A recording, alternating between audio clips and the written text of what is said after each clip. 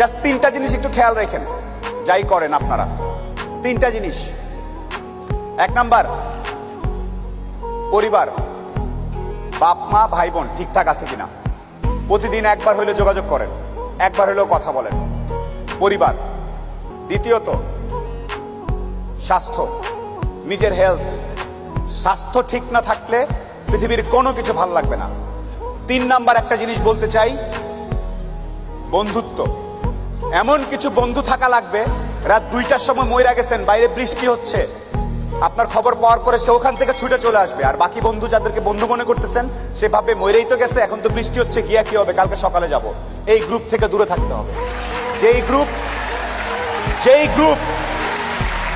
যেই বন্ধুগুলা বলবে যে বৃষ্টি বৃষ্টি কিচ্ছু বুঝি না, ও সমস্যায় আছে, এখনই যাব, এইরকম একটা গ্রুপ খুঁজে বের করবেন। আপনার জীবনে আর কিছু চাওয়ার নাই।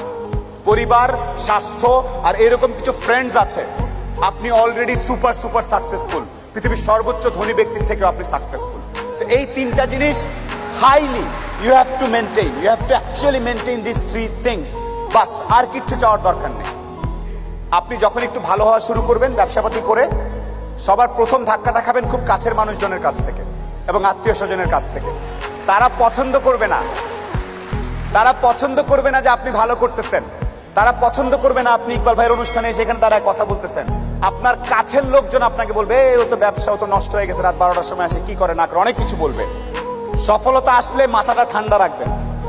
আত্মীয় স্বজন কে কি বলেছে এত টেনশন নেওয়ার কিছু নেই। আপনি যদি সৎ হন, আপনার ব্যবসা যদি ঠিক থাকে, আপনি আপনার মতো করে কাজ করবেন। আর সফল হওয়ার সাথে সাথে অনেক দুধের মাছি তৈরি হবে। দোস্ত, আমি জানতাম তুই কিন্তু সফল হবি, আয় দোস্ত আয়, বুকে আয়। এই গ্রুপ থেকেও সাবধান। ট্রাস্ট মি, পই পই করে হিসাব রাখতে হবে যে আপনার দুঃসময়ে কে ছিল কে ছিল না।